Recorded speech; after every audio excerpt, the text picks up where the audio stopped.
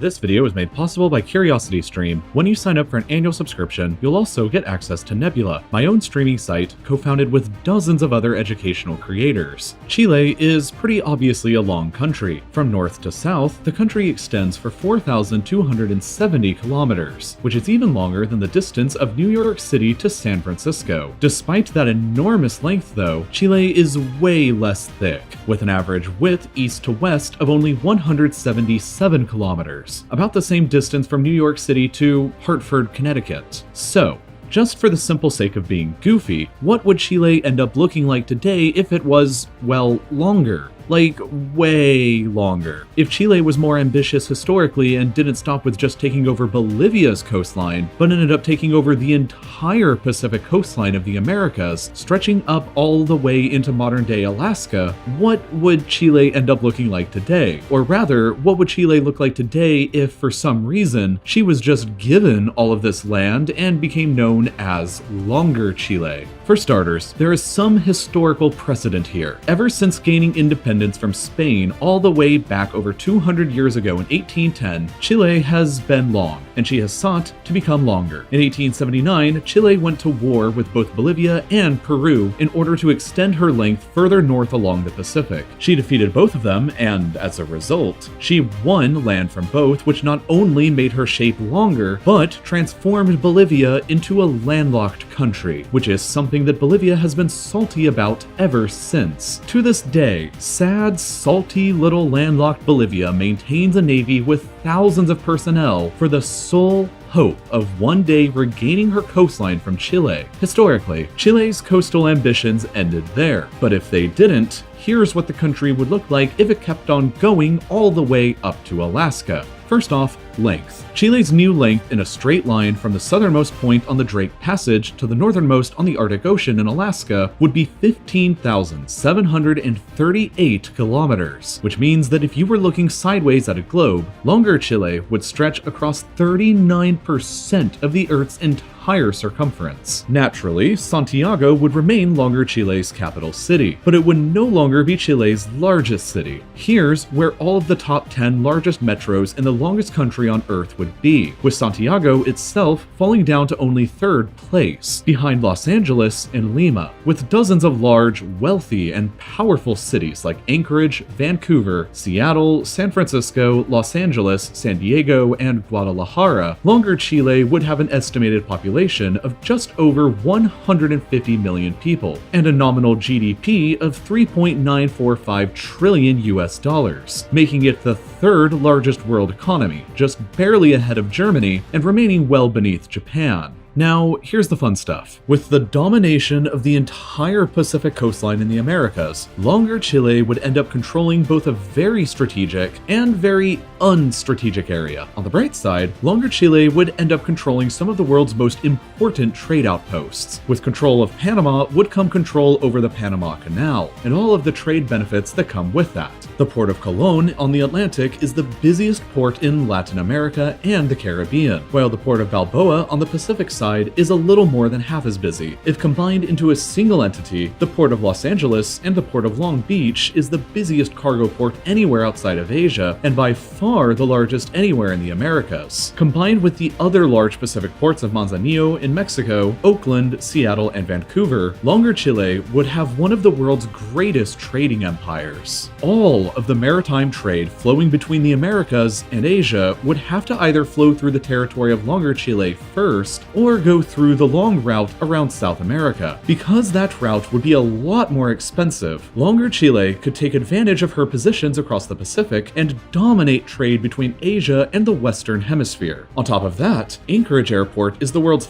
5th busiest airport for cargo, while Los Angeles Airport is the world's 3rd busiest for passenger traffic, further enhancing Longer Chile's position as a trade juggernaut. Financially, geographically, and logistically, Longer Chile would seemingly be in a tremendous tremendous position. And unlike other empires I've made up in the past, Longer Chile's linear shape does offer it some unique advantages. For example, you'd only need to build a single line of logistics and transportation across the entire country in order to connect everything together. And luckily, most of the infrastructure for that is already in place. There's existing roads along the coast that connect Punta Arenas in Chile with Cali in Colombia, and with Yavisa, Panama, all the way up to Vancouver, Canada. The only two gaps in the system that would need to be filled are in the dense rainforest between Cali and Yavisa, and across the barren tundra from Vancouver to Anchorage. If Longer Chile ever came into conflict with one of her neighbors over access to the Pacific, these would be the primary weak points to consider, and conflict would almost certainly happen. Historically, Chile was capable of taking over Bolivia's coastline because, well, what the hell is Bolivia gonna do about it with their salty landlocked navy? But taking over the Pacific coastline from countries like the United States, the world's foremost military power, is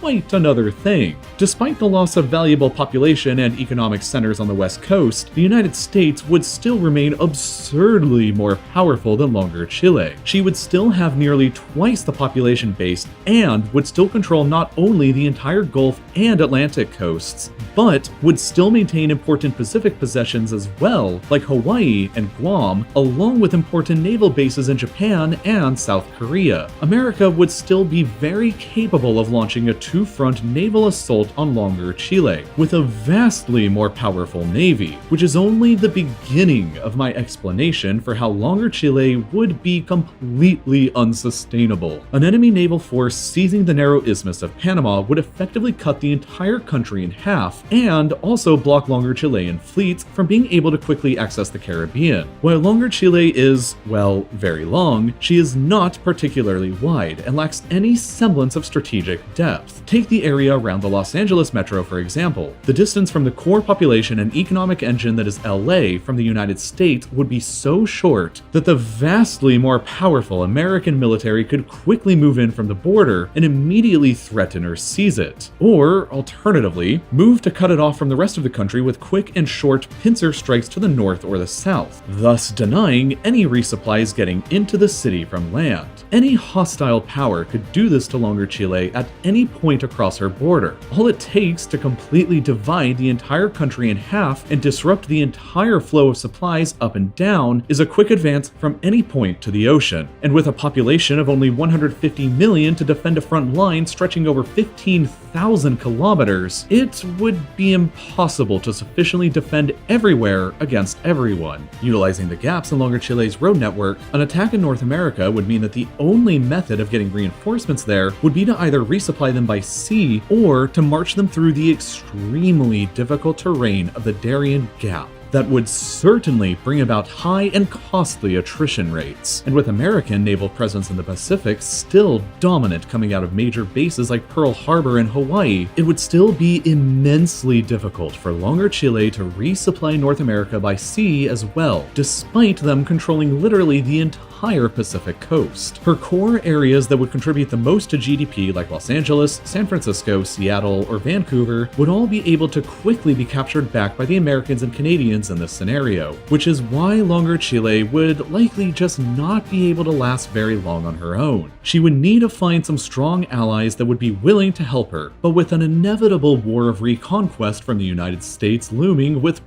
plenty of other regional countries eagerly willing to assist them, it's not really certain that anybody would really be willing to help. Chile would have greatly overextended themselves by transforming into Longer Chile, and for that, they would almost certainly fall and be cut down to size. Not all of the land located inside of Longer Chile would be useful or productive, obviously. Not even 100 miles away from the bustling downtown of San Diego lies the forgotten about Salton Sea, and the multiple scattered ghost towns that dot her shores. A few weeks ago, I went to visit these ghost towns for a documentary that I'm producing on them that will be the first episode of a new series on ghost towns that I'll be releasing exclusively on Nebula. Now, I'm sure by now you've probably already heard all about CuriosityStream, the documentary streaming service that has thousands of videos on geography, history, engineering, and tons of other things. But thanks to CuriosityStream, when you sign up for them, you'll also get access to Nebula, the streaming service made by educational creators like me, where we can publish our original,